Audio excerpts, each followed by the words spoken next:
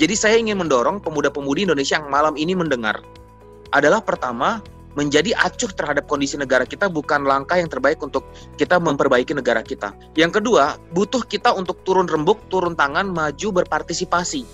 Jangan takut, jangan trauma, jangan parno.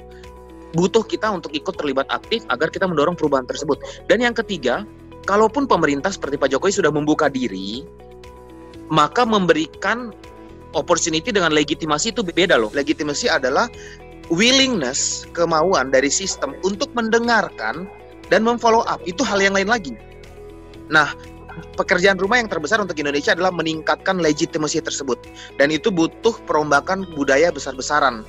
Budaya besar-besaran bahwa orang muda harus didengarkan, perubahan budaya besar-besaran bahwa perempuan juga punya hak untuk didengarkan.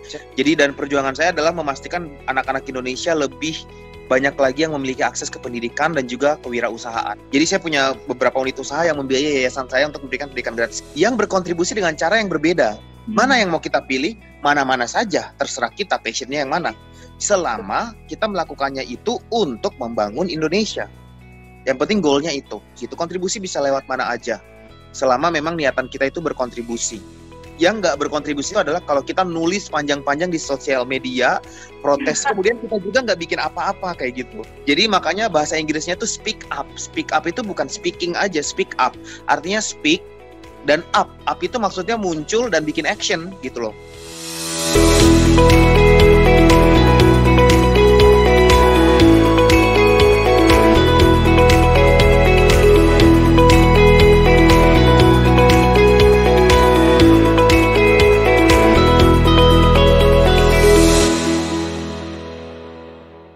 Waktunya untuk semua pemuda-pemudi Indonesia tampil dan ikut berkontribusi untuk pembangunan.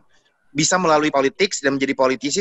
Barusan saya bertemu dengan salah satu politisi muda Papua berbakat yang saat ini duduk di DPR RI. Dan kita bertukar pikiran bagaimana mendorong manajemen talenta muda Papua untuk ikut membangun NKRI.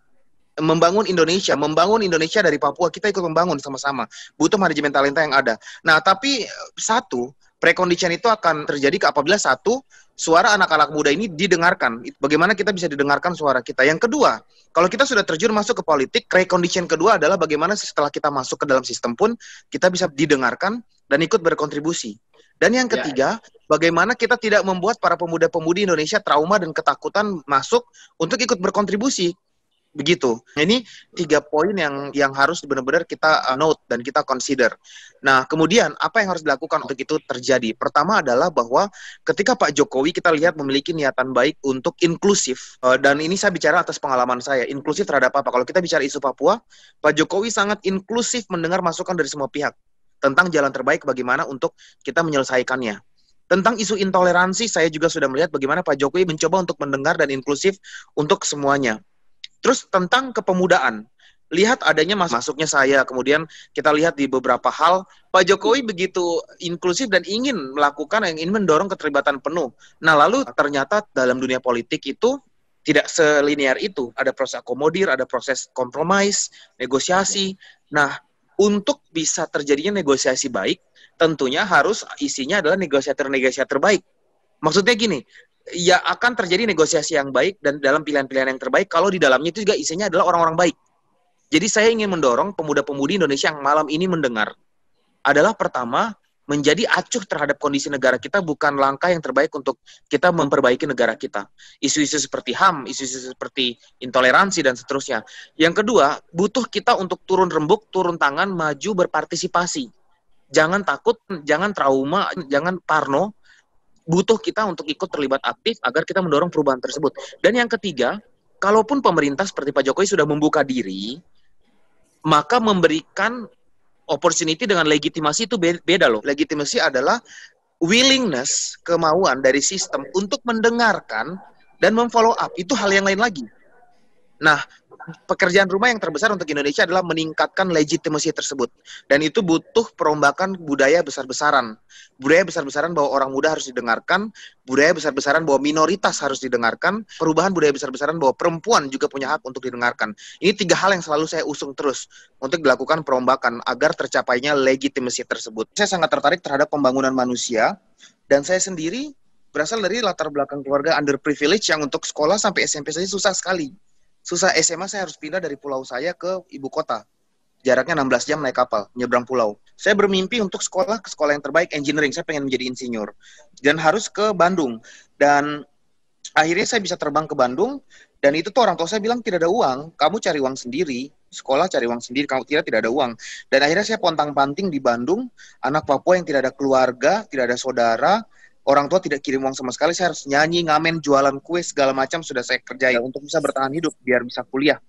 Nah, dari pengalaman saya inilah saya terinspirasi dan benar-benar terfokus untuk menjadi seorang pendidik, ingin fokus ke pendidikan. Begitu, karena bagi saya lihat saya tidak mau anak-anak Papua lagi, anak-anak Indonesia di daerah-daerah terluar yang mengalami kesulitan seperti saya lagi. Saya merasa kesenjangan dalam bidang pendidikan harus kita kurangi.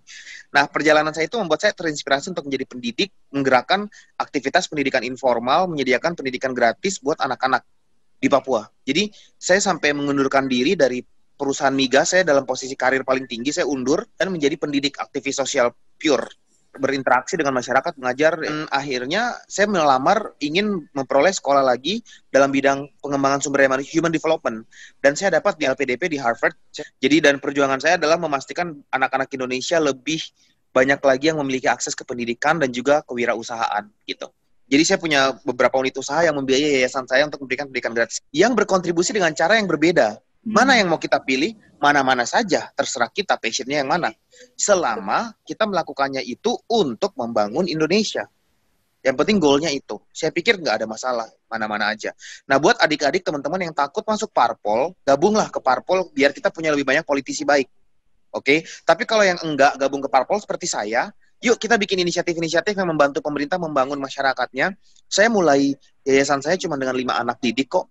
Cuma dengan gaji saya yang ala kadarnya, saya pakai sebagian untuk mulai kegiatan belajar mengajar, tiba-tiba berkembang sebesar sekarang. Itu ada prosesnya dan itu sudah berkontribusi buat negara gitu. Kontribusi bisa lewat mana aja, selama memang niatan kita itu berkontribusi. Yang nggak berkontribusi itu adalah kalau kita nulis panjang-panjang di sosial media, protes, kemudian kita juga nggak bikin apa-apa kayak gitu. Jadi makanya bahasa Inggrisnya tuh speak up. Speak up itu bukan speaking aja, speak up. Artinya speak, dan up itu maksudnya muncul dan bikin action gitu loh. Tweet itu harus ya, karena itu bagian daripada critical thinking. Tapi ada tweet plus action juga gitu.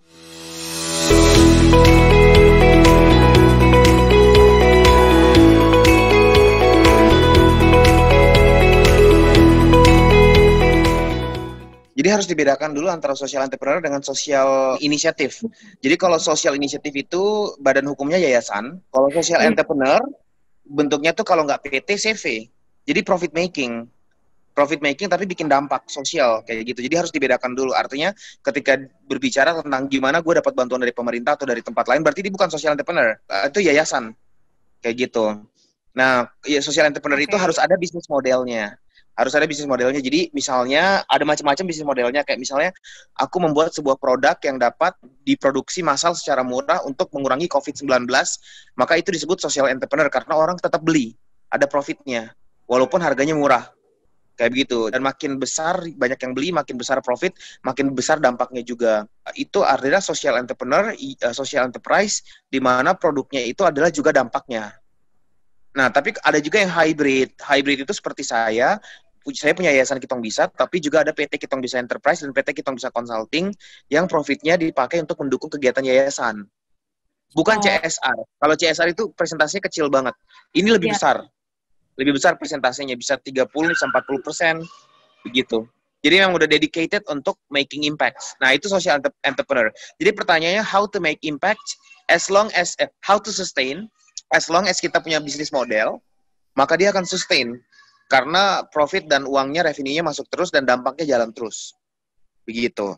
Faktor-faktor apa untuk kita bisa menjadi social entrepreneur? Pertama, kita harus punya empati dulu. Bahwa hidup gue ini adalah untuk menciptakan dampak dan mengubah hidup orang lain. Itu dulu bumbu paling utama. Setelah niatan itu ada bahwa gue ingin menciptakan dampak buat hidup orang lain, lalu skill bagaimana saya mengelola niatan itu menjadi sebuah bentuk aktivitas yang tersistem dan punya struktur. Skill, artinya kita bisa dapat dari ikut training, ikut seminar, ikut workshop, ikut sekolah. Aku sekolah lagi kemarin S2-nya bisnis kan yang pertama. Jadi belajar bagaimana menciptakan bisnis yang berbasis sosial gitu. Setelah itu, yang ketiga adalah network, jejaring. Jadi kita harus berjejaring. Kadang-kadang teman-teman yang membuat sosial inisiatif itu nggak mau berjejaring, ego. Kayak, gue mau bikin ini biar gue keren, biar gue terlihat mantep gitu kan. Dan akhirnya dia nggak mau membuka diri kepada orang lain, dia cuma mau kerja sendiri gitu kan. Dan akhirnya itu nggak bagus gitu. Jadi pertama adalah niatan hati yang baik, kemudian skills, lalu network. Hanya 3 itu aja. Nanti ada yang nanya, Kak, terus modalnya gimana? Kalau lu udah punya 3 itu, nggak perlu modal. Orang yang akan datang mendekat untuk memberikan modal. Itu dari pengalamanku. Iya, maksudnya banyak yang mendekat, banyak yang akhirnya ngajak kerjasama gitu. Surviving Business and Job Climate Change in 2023. Ikuti program Sukses Sejati 2.0 Blended Learning batch yang ke-7 untuk para pemimpin, profesional, dan pengusaha. Dimulai 27 Mei 2023. Dapatkan inspirasi yang menarik melalui sharing dari para pelaku bisnis yang berdampak di tempat kerja, usaha, serta komunitas. Dengan kombinasi pembelajaran digital dan Saturday Together secara onsite dan hybrid bersama top-rated speakers, praktisi bisnis dan dunia kerja. Menghadirkan Julian Fu, Paulus Bambang, Heru Kumarga, Johono Esudirgo, Junaidi Lee, Yakub Kusmanto, Yonatan Nugroho. Untuk informasi dan pendaftaran kunjungi www.kbc.or.id/ssbl7 atau hubungi 0813 2678 3343. Dipersembahkan oleh Kingdom Business Community, a God Center Marketplace Community.